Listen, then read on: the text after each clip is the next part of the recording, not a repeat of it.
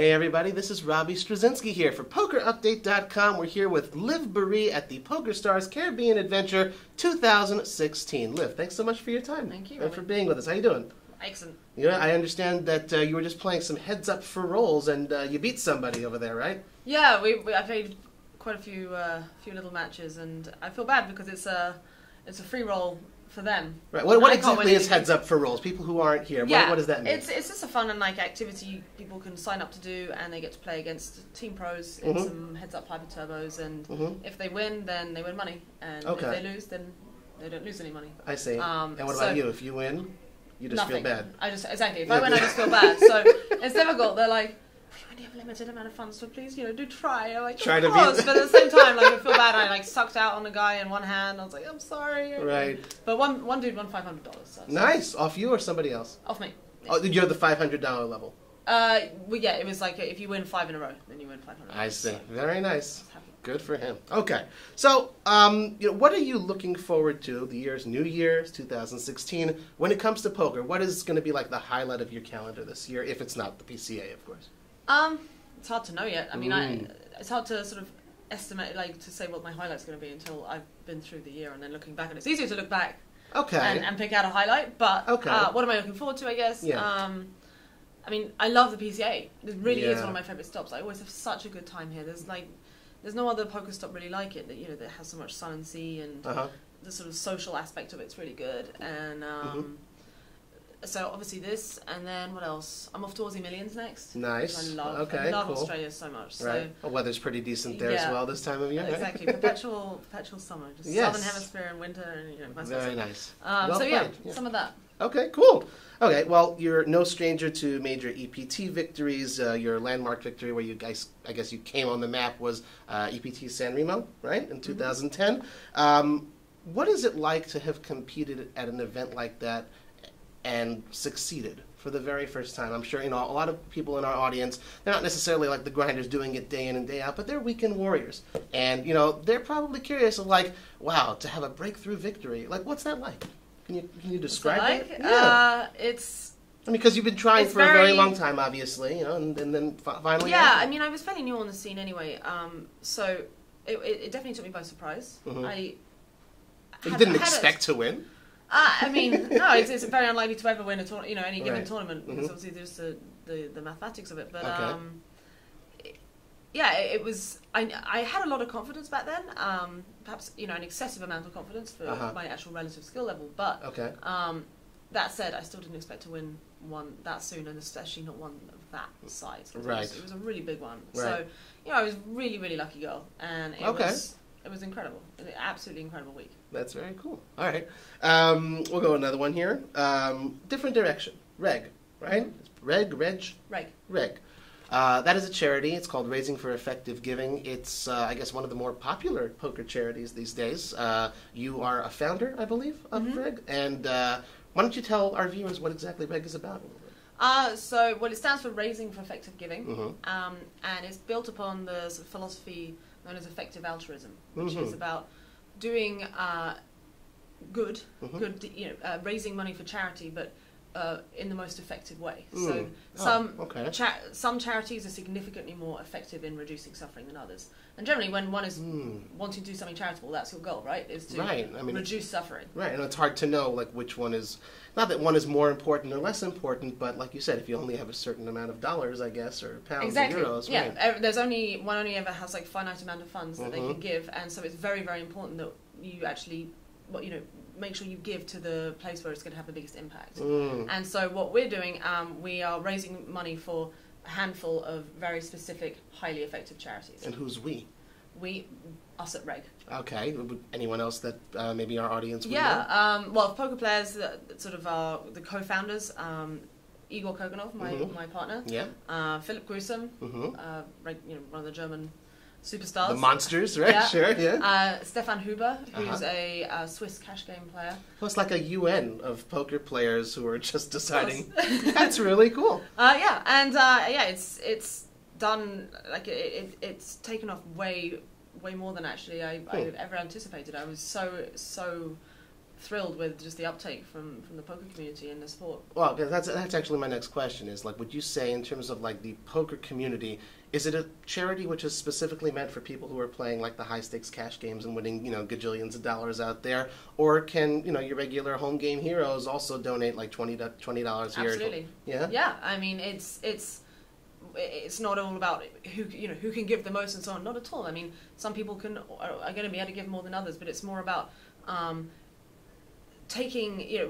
looking at okay, is this $20? Do I need this $20 this month? I'm going to not buy myself another whiskey Coke when I go out tonight or whatever, and giving it giving something. So you're sort of and you decide where this money is going to go. Do you let the donor know, or do you let the donor choose where the money is going to go, sort of, a little bit? Or? Yeah, so it's up to the donor. They can choose either unrestricted, which means the money will be allocated across the range of the charities that we raise. There's about 10. Okay. I think actually it's 7 right now. Or you can specifically choose, no, I want it to go to 50% to this charity and 50% to that one. I think that's really beautiful. I mean, we're talking about charity, and this is a poker event. I mean, poker, unfortunately, sometimes gets a stigma of, like, well, people who are doing it are only doing it for themselves. And I think that that's a really beautiful thing that's being done where, you're deciding to take a step back and do for others. I mean, that's really ambassadorial, I guess. Thank right? you. That's Thanks. Very cool. Well, I mean, that's the great thing about poker. We live, those of us who get to travel and play it, we are extremely fortunate. And there is fortunately a great way that you can actually carry on playing poker and make a really big positive impact in the world. That's beautiful. And that's giving to really effective charities. Well done, man. Thank you. Alrighty. Well, you're well known for your love of animals. Yep. So we're going to give you a few choices, and you're going to tell us which is your favorite animal from among each pair. All right. Dog or cat? Dog. That was quick. Easy. Okay. Duck or dolphin? I love both. I really do love both, but I'll go with dolphin. Like, if I had to, if I could only ever hang out with one forever, then it'd be a dolphin. A dolphin. Yeah. Okay, dolphin. Kangaroo or goat?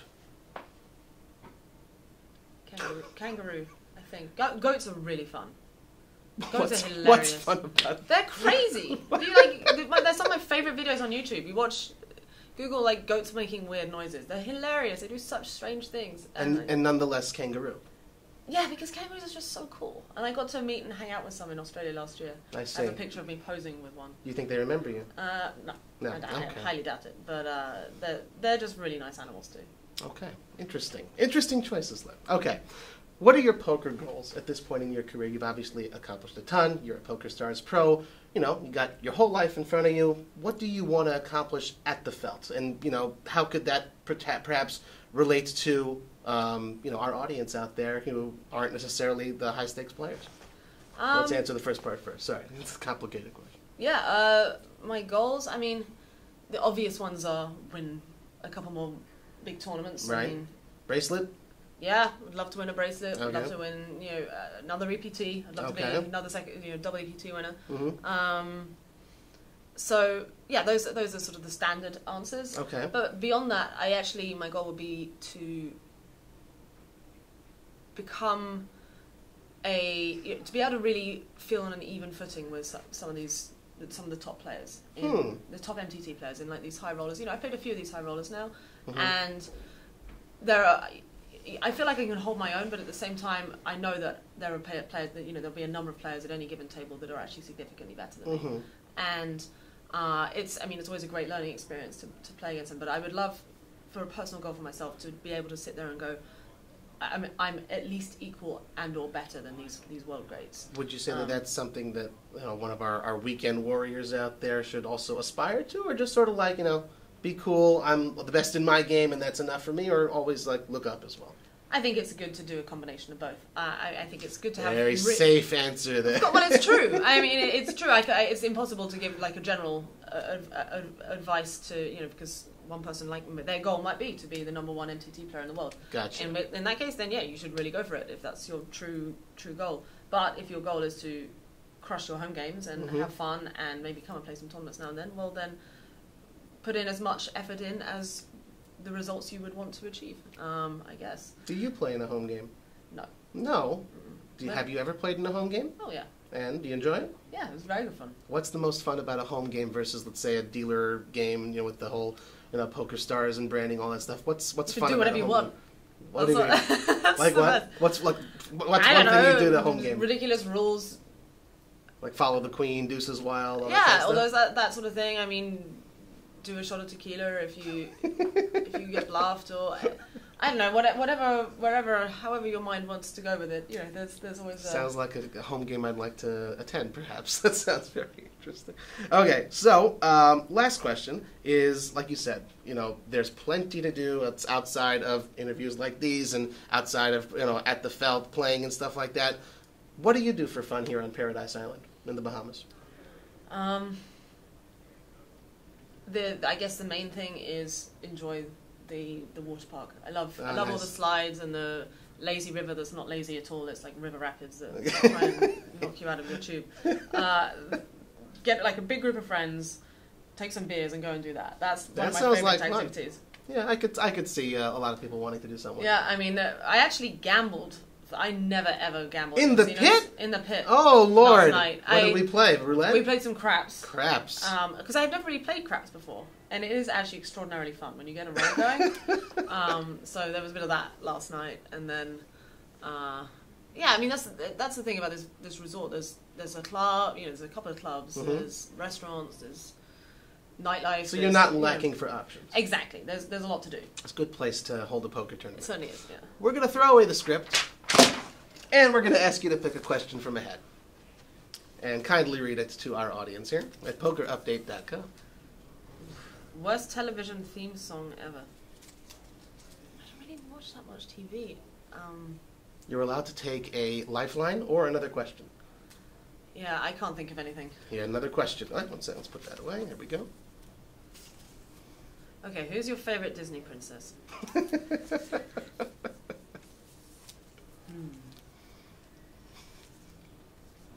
Would you like a clock? Does it count as Nala from The Lion King count?